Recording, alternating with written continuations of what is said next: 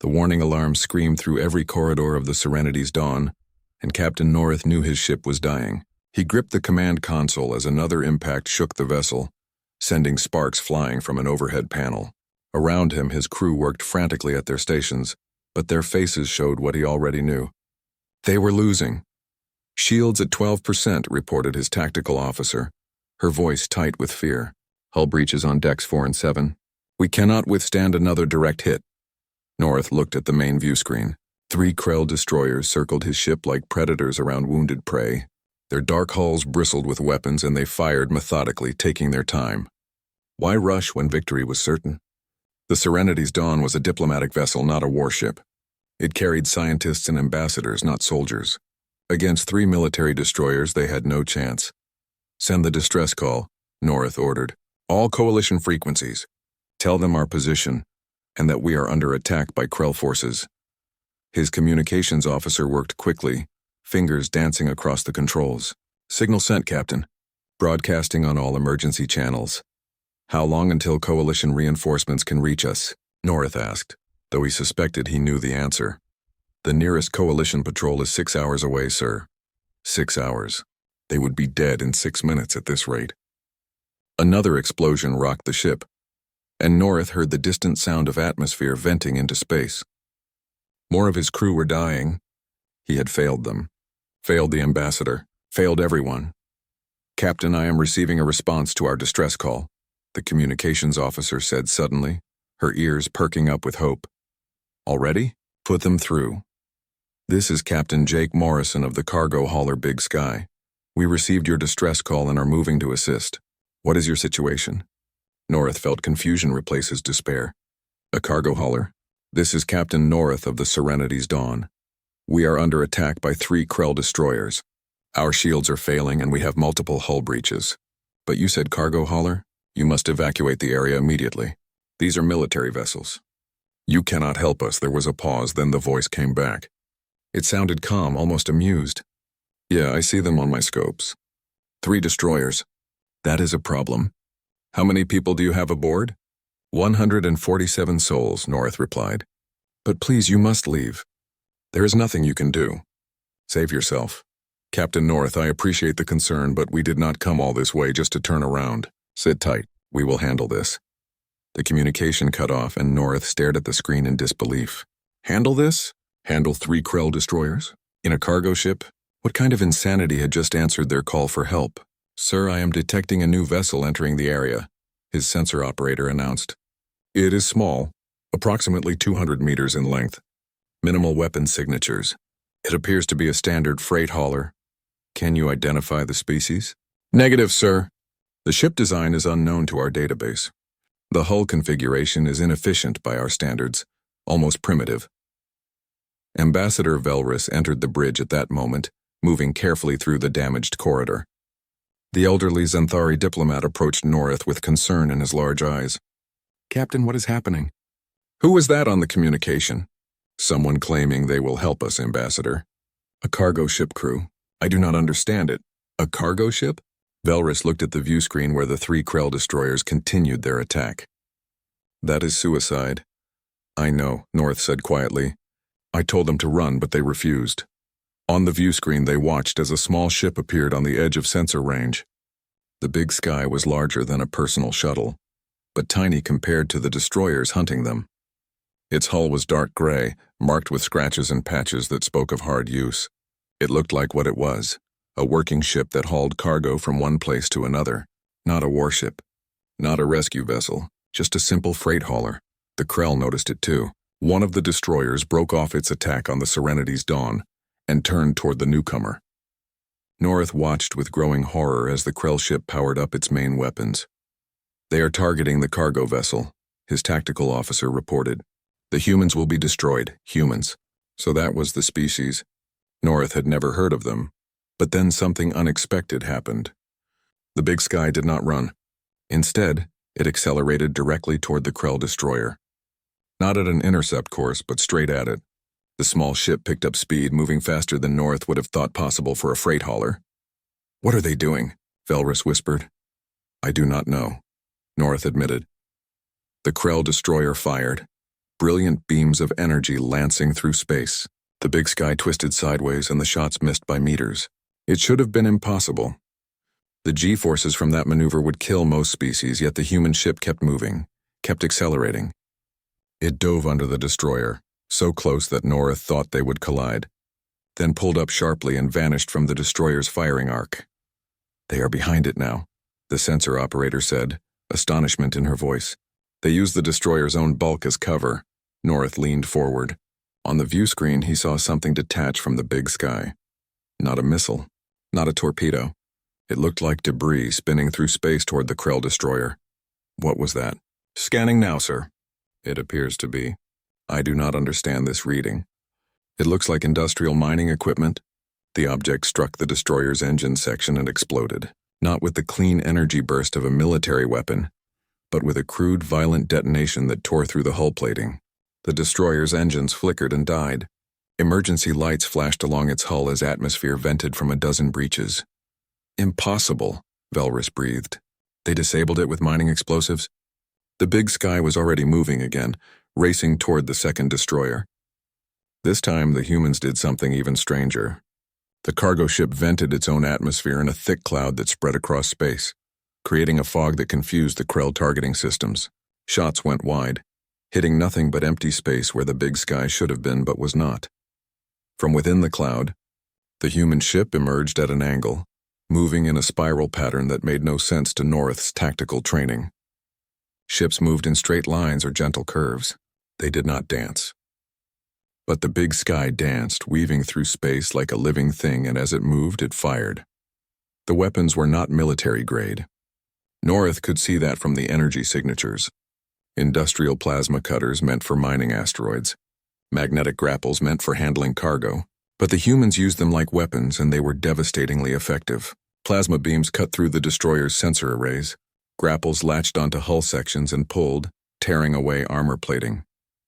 The second Krell destroyer tried to flee, but the big sky stayed with it, matching every maneuver. North watched as two small figures in spacesuits detached from the human ship and flew through open space on jetpacks. They landed on the destroyer's hull and began attaching something to the engine section.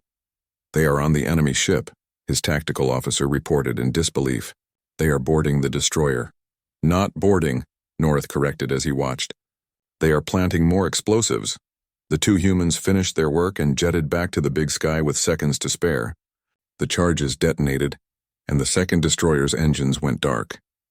It drifted, powerless. The third destroyer, seeing what had happened to its companions, made a decision. It turned and ran, jumping to faster than light speed and vanishing from the system. The battle was over. North sat down slowly in his command chair. Around him, his crew stared at their displays in shock. They were alive. Against all probability, they were alive. The communication channel opened again, and that calm human voice returned. "Serenity's dawn. This is the big sky. Sorry about the mess out here. We are moving to dock with your ship. We have medical supplies and a doctor aboard if you need assistance with casualties." North found his voice. "Big Sky, this is Captain North. How did you do that?" "Do what?" Jake Morrison asked, and he sounded genuinely puzzled. "You fought 3 military destroyers and a cargo ship and won." There was a pause, then a laugh. "Oh, that? Yeah, it got a little exciting there for a minute. Listen, we can talk later. Right now, let us help you fix your ship and take care of your injured." "Okay." "Yes," North managed. "Yes, please, Doc." "And Captain Morrison, thank you. You saved our lives." "Just doing what anyone would do," Jake replied. "See you in a few minutes." The channel closed, and North looked at Ambassador Velrus. The elderly diplomat was recording everything on his personal device, his hands shaking. "Ambassador, we must document this," Velrus said quietly. "The Coalition needs to know. We just witnessed something unprecedented. A species we have never encountered just defeated 3 Krell warships with a cargo vessel." "Captain, what kind of people are these humans?"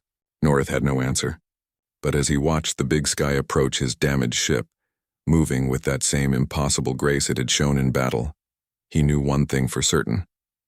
The galaxy had just changed, and none of them understood it yet. The airlock hissed open, and Captain North got his first look at humans. 2 of them floated through the connection tube into the Serenity's dawn, moving with practiced ease in the low gravity. The first was tall and lean with dark skin and short black hair. He wore a flight suit covered in pockets and patches, and he smiled warmly as he pulled himself into the ship. The second was a woman with red hair tied back in a practical braid. She carried 2 large medical bags, and her green eyes scanned the corridor quickly, taking in the damage. "Captain North," the man said, extending his hand. "Jake Morrison. This is Amy Parker, our medic. Where do you need us?" North stared at the offered hand for a moment before remembering to grasp it. The human custom of handshaking, Jake's grip was strong, startlingly so. "Medical bay is on deck 3, but we have injured throughout the ship." Amy was already moving past them, pushing off the walls to propel herself down the corridor. "Point me to the worst cases first." "How many critical?" 17 critical, 43 injured but stable," North replied, hurrying to keep up with her. "Got it. Jake, I will need Danny down here with the plasma torch. We have some crew trapped behind collapsed bulkheads." Jake touched a device on his wrist. "Danny, Amy needs you on the Zenthari ship. Bring cutting equipment." He looked back at North, our engineer. "He is good with repairs. If you have got structural damage, he can help." Over the next 2 hours, North watched the humans work with growing amazement. Amy moved through the medical bay like a force of nature, treating injuries with swift efficiency. She asked questions in basic Coalition standard language, her accent strange but understandable. What shocked North most was her endurance. Zenthari medical staff needed to rest after an hour of intensive work. Amy worked for 3 hours straight without pause, moving from patient to patient. And when his chief medical officer suggested she rest, she simply smiled and said she was fine. "I once pulled a 30-hour shift during a mining accident on Titan Station," she explained while sealing a wound with a device from her medical kit. "This is nothing compared to that." 30 hours? North could not imagine working for 30 hours without sleep. His species needed rest every 8 hours at minimum. Danny Cruz arrived and proved equally impressive. The young man with brown hair and grease-stained overalls surveyed the collapsed section that had trapped 4 crew members and nodded confidently. "Yeah, we can get through this. Give me 20 minutes." He proceeded to cut through reinforced hull plating with tools that looked improvised and jury-rigged, but worked perfectly. When North commented on the equipment, Danny grinned. "Built most of it myself. You learn to make do when you are hauling cargo to frontier colonies. Cannot always count on having the right tool, so you make the tools you need." But what disturbed North most was the conversation he overheard between Danny and another crew member from the Big Sky, a woman named Lisa Hayes who had come aboard to help with repairs. "That was some flying you did out there." "Lisa," Danny said while welding a support beam back into place. "Thanks, though I thought Jake was going to get us killed when he flew under that destroyer. The clearance was what, 5 meters? 3 meters on the starboard side. 3? Damn, that is closer than I thought. Good flying by both of you." They were laughing about a maneuver that would have resulted in instant death if Jake's calculations had been off by even a fraction. North felt cold. These humans treated near-death experiences as casual conversation topics. Ambassador Velrus had been documenting everything, and he approached North in the corridor outside the medical bay. "Captain, I have been researching these humans in the Coalition database. You need to see this." They moved to a private cabin and Velrus activated his data pad. "The humans are new to space travel. They only achieved faster than light capability 15 years ago. Before that, they were completely isolated on their homeworld." "That explains why we have never encountered them," North said. "Yes, but look at their homeworld classification." Velrus brought up a planetary analysis, and North felt his ears flatten against his skull in shock.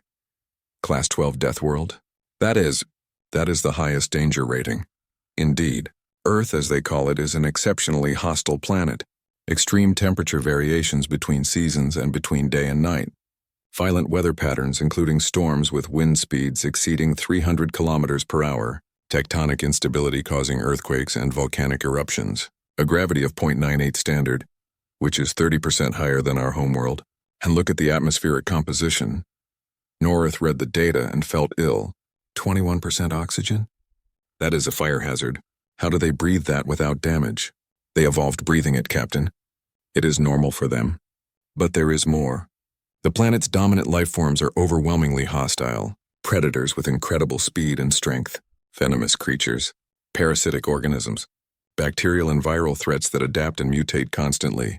According to this, the average human is exposed to billions of potentially harmful microorganisms every single day and fights them off with their immune system. That is nightmare fuel, Norith whispered. And yet they survived. More than survived. They thrived and became the dominant species on a planet that was actively trying to kill them every moment of their existence. Captain, do you understand what this means? Norith thought about Jake flying his ship through impossible maneuvers. About Amy working for hours without rest. About Danny laughing while discussing near-death experiences. They do not fear death the way we do. They cannot afford to. On their world, death was always close. They learned to live with it, precisely, and they developed tactics and strategies based on that reality. When they fought those Krell destroyers, they were not being reckless. From their perspective, they were being careful and methodical. That is how they think. That is how they survive. A chime sounded and North's communicator activated. Captain, this is the bridge. The human captain is requesting to speak with you. On my way. When North reached the bridge, he found Jake floating near the main view screen, looking at the disabled Krell destroyers drifting nearby. The human turned and smiled. Your ship is looking better. Danny says another few hours and you will have full engine power. Amy says all your critical patients are stable. We owe you our lives, Captain Morrison. I do not know how to thank you. Jake shrugged. Like I said, just doing what anyone would do. But I wanted to talk to you about these Krell ships. Are they going to come back with reinforcements? Possibly. The Krell Dominion has been expanding aggressively through this sector. They view the Coalition as weak. Are they right? The blunt question caught North off guard. The Coalition prefers diplomatic solutions. Military force is a last resort. That is not what I asked. I asked if they are right. Is the Coalition weak? North considered lying, then decided these humans deserved honesty. Yes, by Krell standards, we are weak. Most Coalition species evolved on stable, peaceful worlds. We have no cultural tradition of warfare. Our military exists primarily for defense and deterrence. The Krell evolved on a harsh world. Not as harsh as yours, but difficult enough. They understand violence in ways we do not. Jake nodded slowly. So they push and you retreat. They take territory and you negotiate. They see weakness and they exploit it. That is an accurate assessment. That is going to be a problem, Jake said. Because bullies do not stop unless someone makes them stop. Diplomacy works great when everyone wants peace. But when someone wants war, talking will not save you. What do you suggest? I am just a cargo hauler, Captain. I am not qualified to give military advice. But I can tell you what I would do if I were you. I would make it clear that attacking Coalition ships has consequences. Real consequences, not just sanctions or strongly worded letters. North felt a chill. You mean retaliation? I mean self-defense. You have got the right to protect yourselves. The question is whether you are willing to do what is necessary. Before North could respond, his sensor operator called out urgently. Captain, I am detecting ships coming out of FTL. Multiple contacts. Krell signatures. How many? 6 destroyers, sir. They are moving into attack formation. Jake's expression hardened. They brought friends. Captain, get your crew ready to evacuate if necessary. I need to get back to my ship. You cannot fight 6 destroyers, North protested. Even you cannot win against those odds. Probably not, Jake admitted. But I can buy you time to get away. Get your people ready to move. He was gone before North could argue, pulling himself through the airlock back to the big sky with speed born of practice. North watched through the view screen as the human cargo ship detached and moved away from the Serenity's dawn, positioning itself between the Zenthari vessel and the approaching Krell fleet. He is going to die, Velrus said quietly. He is going to die trying to save us. But Jake had one more surprise. His voice came over the emergency channel, broadcasting on all frequencies. Krell vessels, this is Captain Jake Morrison of Earth. You are targeting a Coalition diplomatic ship under my protection. I strongly suggest you reconsider your current course of action. The Krell response was predictable. Human vessel, you are outmatched and outgunned. Withdraw immediately or be destroyed. Beacon Outpost 7 was a marvel of Coalition engineering, a massive station that served as a hub for trade and diplomacy in this sector of space. Its rotating rings provided artificial gravity for the thousands of inhabitants representing dozens of species. When the damaged Serenity's Dawn limped into dock with the human cargo ship Big Sky as escort, word spread through the station like wildfire. Captain North had sent ahead a detailed report. Within hours, the entire station knew the story. A cargo crew of humans, a species unknown to the Coalition, had defeated 9 Krell warships. Not a military vessel, not a battleship. A freight hauler carrying mining equipment. The story seemed impossible, yet sensor logs and visual recordings confirmed every detail. Jake Morrison had expected a simple stop for repairs and resupply. Instead, he found himself and his crew at the center of a diplomatic incident. Station security met them at the airlock, not with weapons but with a formal honor guard. The station commander, a Thalorian named Vex with pale blue skin and 6 arms, bowed deeply. Captain Morrison, on behalf of Beacon Outpost 7 and the Galactic Coalition, I welcome you. Your actions have saved Coalition lives and demonstrated courage beyond measure. We are honored by your presence. Jake looked uncomfortable. Thanks, but we were just passing through. Is there somewhere we can grab food and sleep? It has been a long few days. The request seemed to surprise Vex. You wish to eat and rest? But surely you want to celebrate your victory? Victory. Jake frowned. We helped some people who were in trouble. That is not really something to celebrate. That is just basic decency. Danny, standing behind Jake, grinned at Lisa. Boss is being modest again. Always is, Lisa agreed. Vex led them to guest quarters. But within an hour, officials from the Coalition began arriving. Diplomats, military analysts, scientists, all wanting to speak with the humans. Jake fielded questions patiently, though North could see the cargo captain growing tired.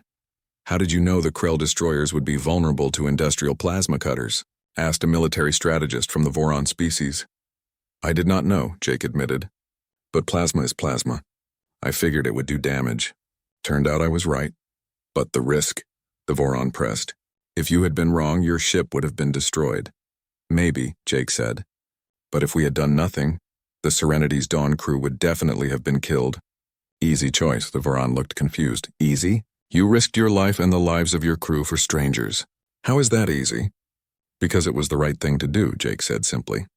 Look, I do not know how to explain it better than that. Someone needed help. We could help. So we did. Later that evening, Jake and his crew visited the station's recreation area, a large commons with bars, restaurants, and entertainment venues. The presence of humans drew crowds. Aliens stared openly, whispering to each other.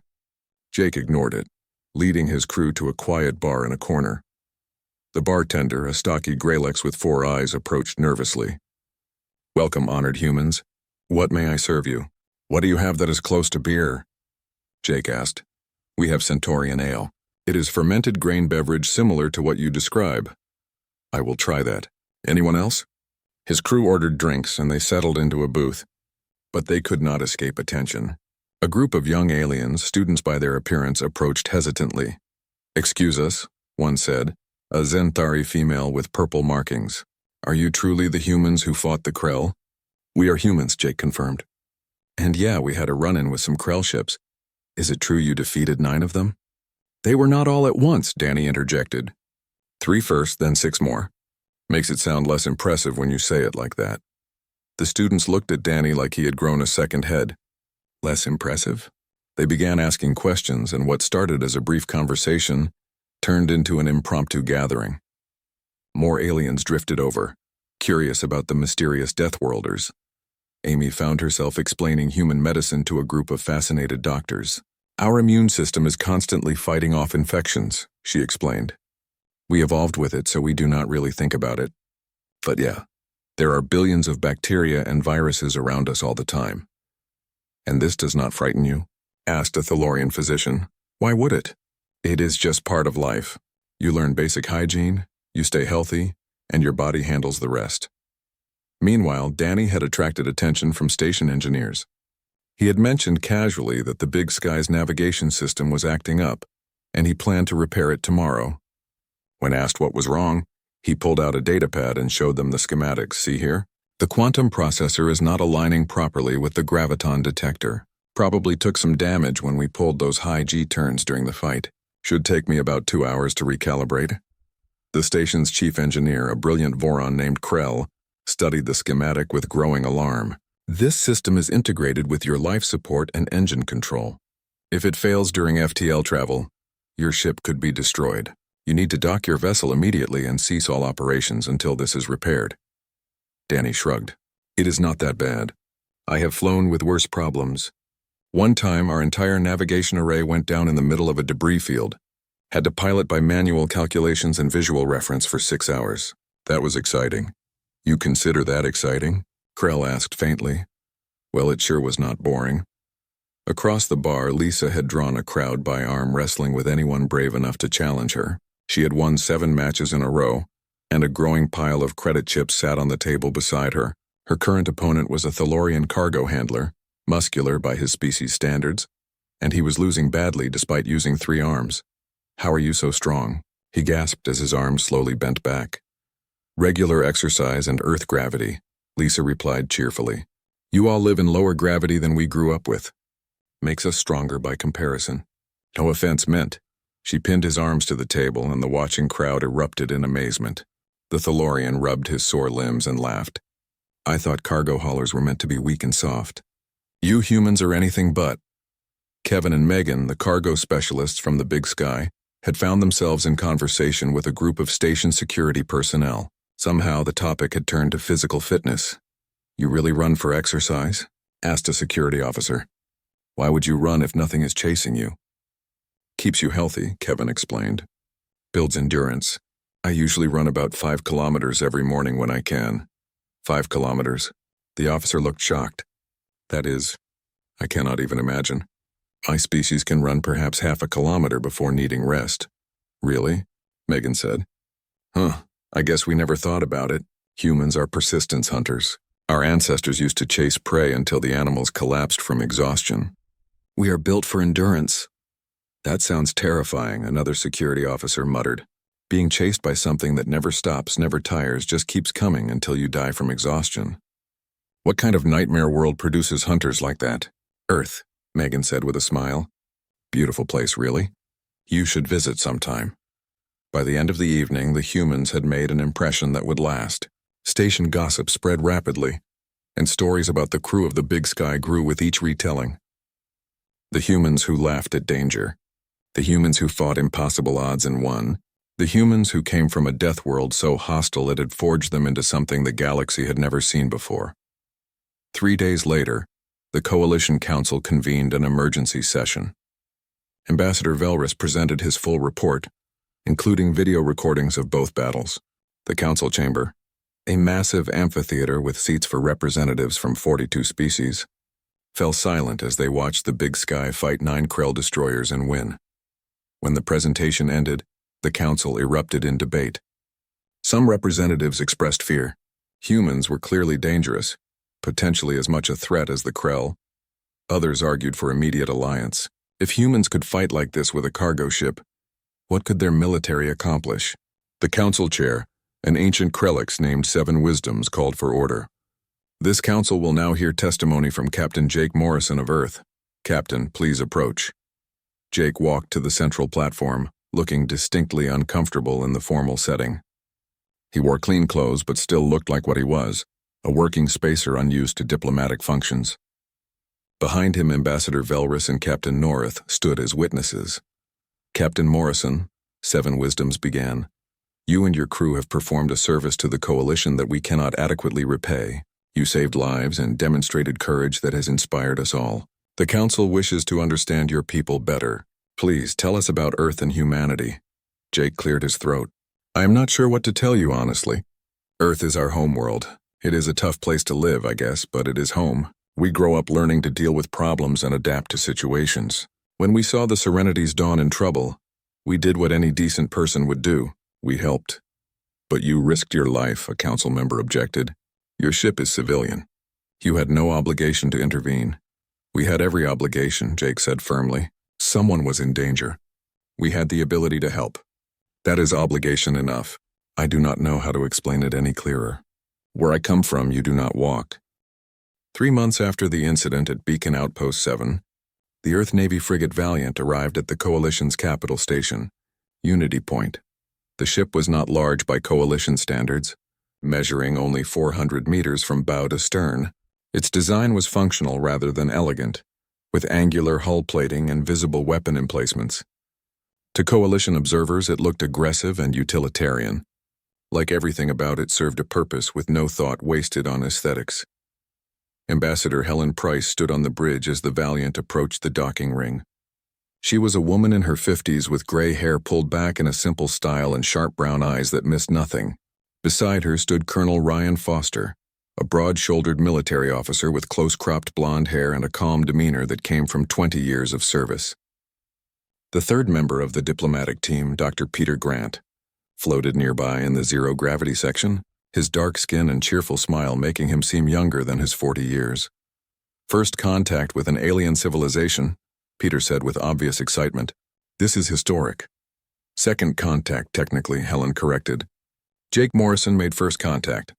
We are just here to formalize things.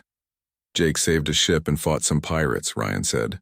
We are about to introduce Earth to 42 alien species and navigate galactic politics we barely understand.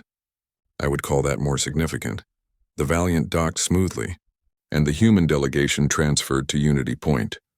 They were met by a reception committee led by Ambassador Velrus, who had requested to be Earth's primary contact given his experience with humans. The elderly Zenthari bowed in greeting. Ambassador Price, welcome to Unity Point. On behalf of the Galactic Coalition, I extend greetings and friendship to humanity and Earth. Helen returned the bow, having studied Zenthari customs during the 3-month journey.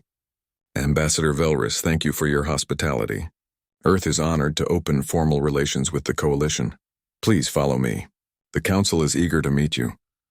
As they moved through the station corridors, Helen noticed how aliens stopped and stared. Some whispered to each other. Others simply watched with expressions that ranged from curiosity to fear. The humans were already famous, it seemed. Or infamous. The distinction was not yet clear. The council chamber was impressive, and Helen took a moment to appreciate it before focusing on the task ahead. 42 representatives from 42 worlds, all watching as the humans entered. She could feel the weight of their attention.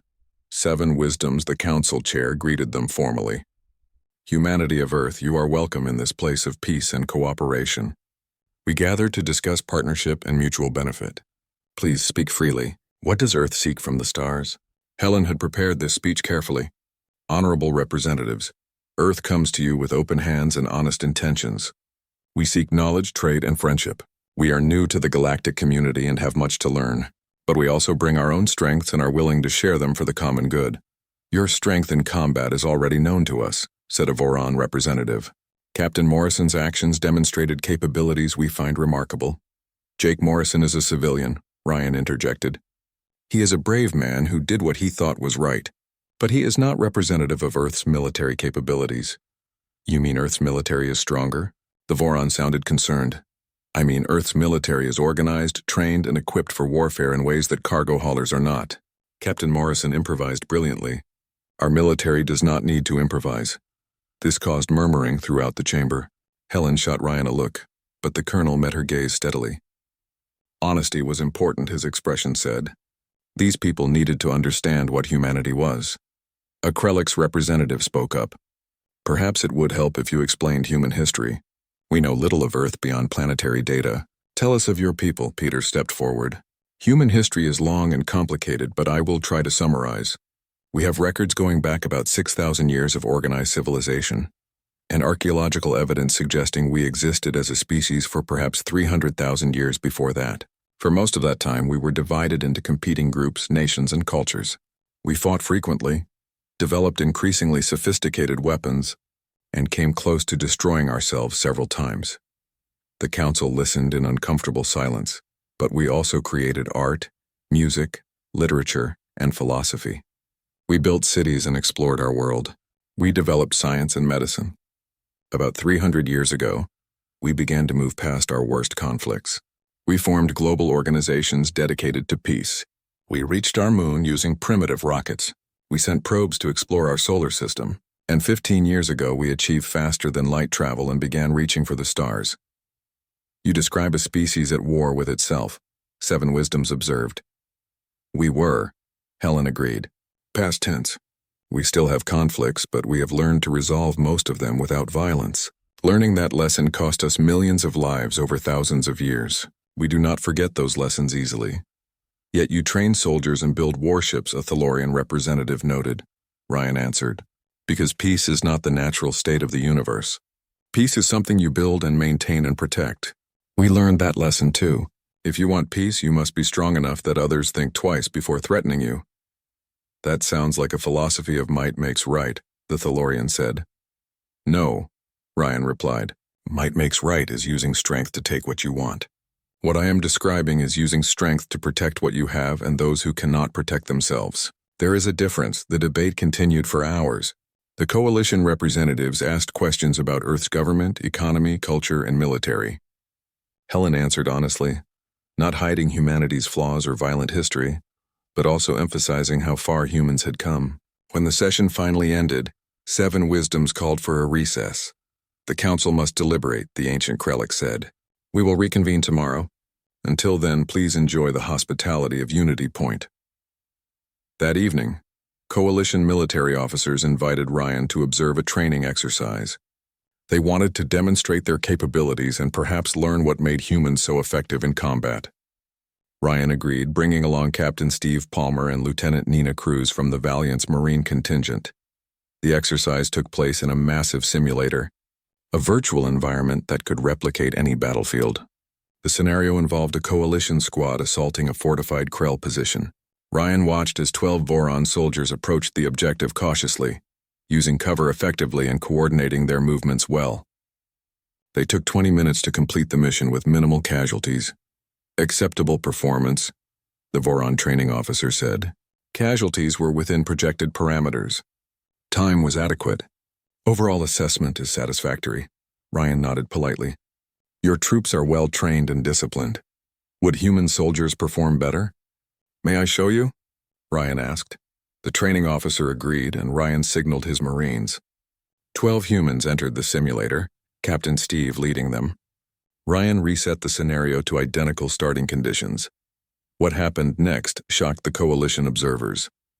The human Marines moved fast, far faster than the Voron soldiers had. They did not approach cautiously. They advanced aggressively, using suppressing fire to keep the enemy pinned while other team members flanked. When they reached obstacles, they went over or through them rather than around. The entire exercise took 7 minutes, and when it ended, all objectives were secured with only 2 simulated casualties. Impossible, the Voron training officer whispered. The simulation is calibrated for 30% success rates. They achieved 85% success in 1/3 the expected time. How? Steve removed his training helmet and smiled. We trained for this our whole lives, sir. Earth is not a gentle place. You learn to move fast, hit hard, and keep going even when you are tired or hurt or scared. It is just what we do. But the aggression, the officer protested. You took unnecessary risks. Several of your maneuvers should have resulted in casualties. Should have, but did not, Steve pointed out. We calculated the risks and accepted them because aggressive action achieves objectives faster, and sometimes catches the enemy off guard. Speed and violence of action, we call it. Hesitation gets you killed, Nina added. Also, we train constantly in high-stress environments. Most of us grew up playing sports, martial arts, or other competitive activities. We are used to pushing our limits. Peter, who had been observing, spoke up. May I offer a perspective? You all come from relatively safe worlds where violence is rare. Your instinct is caution, preservation of life above all else. Humans come from a world where danger was constant. Our instinct is aggression, to meet threats head-on before they can threaten us. Neither approach is wrong. They are just different. The Voron officer studied the simulation replay, watching the human Marines move through the virtual battlefield. Different, he repeated. Yes, very different. And very effective. General Corthan needs to see this. Word spread quickly. The next day, when the council reconvened, the representatives had a new understanding of humanity. Helen could see it in how they looked at the human delegation now, not just curiosity. The attack came without warning. New Terra, humanity's first colony beyond the solar system, was a world of miners and engineers. 3,000 souls building a new home on a harsh frontier planet. The Krell strike fleet emerged from faster-than-light travel directly above the colony, 20 warships blocking out the stars. They began bombardment immediately, targeting infrastructure and communications. On the surface, Colony Director Kate Russell watched the first explosions bloom across the sky and knew exactly what was happening. The Krell were making an example of humanity, showing the galaxy what happened to deathworlders who interfered in their expansion. She activated the emergency broadcast, her voice steady despite the fear in her chest. This is New Terra Colony to any Earth forces. We are under attack by Krell fleet. 20 warships in orbit. Beginning bombardment. We are taking shelter and will hold as long as possible. She did not expect a response. Earth was 3 days away at best. By the time help arrived, New Terra would be rubble and its people dead or captured. But Kate had not survived 20 years of frontier mining by giving up easily. If the Krell wanted New Terra, they would have to take it. All personnel to shelters, she ordered over the colony network. Seal the deep tunnels. Power down non-essential systems. And somebody get me Jerry Cooper. Jerry was the colony's chief of operations, a gruff man who had spent 30 years building things in hostile environments. He arrived at the command center within minutes, already wearing a pressure suit. Kate, those are warships up there. What do you want me to do? I want you to make their lives difficult, Kate said. We have mining charges, industrial equipment, and about 3,000 very angry humans. Let us show these bastards what happens when you attack a mining colony. Jerry's weathered face split into a fierce grin. I was hoping you would say that. The Krell ground forces landed 2 hours later expecting minimal resistance. What they found instead was a nightmare. The humans had turned their mining tunnels into a defensive network, collapsed key surface structures to create kill zones, and rigged every approach with explosive charges. When Krell soldiers advanced on the main settlement, the ground beneath them erupted. The Krell had fought the Coalition for years and had never encountered anything like this. Coalition species retreated when outmatched, prioritized preservation of life, and followed predictable tactical patterns. The humans did none of those things. They fought from concealed positions, struck and vanished into tunnels, and used weapons meant for mining rock against armored soldiers with devastating effect. In orbit, the Krell fleet commander, war leader Zek, watched his ground forces take casualties and felt frustrated anger. These were civilians, not soldiers, miners and engineers, yet they fought with coordination and aggression that his troops could not match. He ordered heavier bombardment, but the humans had moved everything important underground where his weapons could not reach. War leader, his communications officer reported, we are detecting a faster-than-light signature. Multiple ships approaching. Coalition reinforcements? Negative, sir. The signatures are unknown. Wait, I am getting identification transponders. They are Earth Navy vessels. Zek felt a cold certainty settle over him. Earth was 3 days away. The attack had begun only 6 hours ago. No fleet should have been able to respond this quickly. Yet here they were. 6 destroyers emerged from faster-than-light travel, followed by 2 cruisers and a carrier. The Earth fleet was small, barely a tenth the size of the Krell force. Zek allowed himself a moment of satisfaction. The Deathworlders had responded quickly, yes, but with inadequate forces. They would die bravely, no doubt, but they would still die. The human fleet did not broadcast demands. They did not request surrender. They simply opened fire. Zek had fought coalition ships before. They were cautious, maneuvering to minimize risk, firing from long range, retreating when damaged. The human ships did not retreat. They advanced at full burn, targeting his vessels with weapons that, while not individually more powerful than coalition technology, were fired with relentless aggression. When Krell ships returned fire, the human vessels absorbed damage that should have forced them to withdraw but kept coming. War leader, we have destroyed 1 human destroyer, his tactical officer reported. But they are not breaking formation. They are still advancing. They are suicidal, Zek muttered. Focus fire on their carrier. The carrier was the obvious target, the largest ship in the human fleet. But as Krell vessels moved to engage it, the human destroyers and cruisers positioned themselves as shields, taking hits meant for the carrier while continuing to return fire. It was a tactic that required perfect coordination and a willingness to sacrifice ships to protect others. The Coalition would never accept such losses. Apparently, humans had different priorities. The carrier launched fighters, small craft that swarmed through the battle space like insects. They were fast and maneuverable, piloted with a recklessness that Zek found disturbing. One fighter flew directly at a Krell destroyer, firing continuously, and collided with the ship's shield generator in a deliberate ramming attack. The explosion disabled the destroyer's shields, and human capital ships immediately targeted it, destroying it within minutes. "They are insane," Jek's second-in-command said. "They sacrifice themselves without hesitation." "They are deathworlders," Jek replied. "Death does not frighten them the way it frightens us." Over the next hour, the battle devolved into brutal close-quarters combat. The human fleet took terrible damage but inflicted more in return. 3 Krell destroyers were destroyed outright. 5 more were crippled. The humans lost 2 destroyers and a cruiser, but the survivors kept fighting as if losses meant nothing. On the ground, New Terra's defenders received word that the Earth fleet had arrived. Kate Russell, coordinating resistance from the command bunker, felt hope surge through her exhaustion. They were not alone. Help had come. "Jerry, tell everyone to hold their positions. Our people are here." "About time," Jerry replied over the comm. "We are running low on explosives. Tell them to hurry up."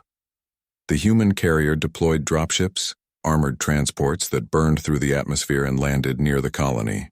Captain Nathan Brooks led 200 Marines out of the ships, moving in coordinated combat teams. They wore powered armor and carried weapons designed for warfare, not improvisation. Lieutenant Sophie Martinez commanded 2nd Platoon, and her first sight of the colony was smoke and destruction. But she also saw Krell soldiers retreating in confusion, harassed by civilians with mining equipment. She opened her comm to the colony frequency. "New Terra defenders, this is Lieutenant Martinez with Earth Marines. We are here to support you. Where do you need us?" Kate's voice came back immediately. "Northern sector, Lieutenant. We have Krell infantry dug in around the water reclamation facility. We cannot dislodge them." "Understood. 2nd Platoon, Northern sector, double time."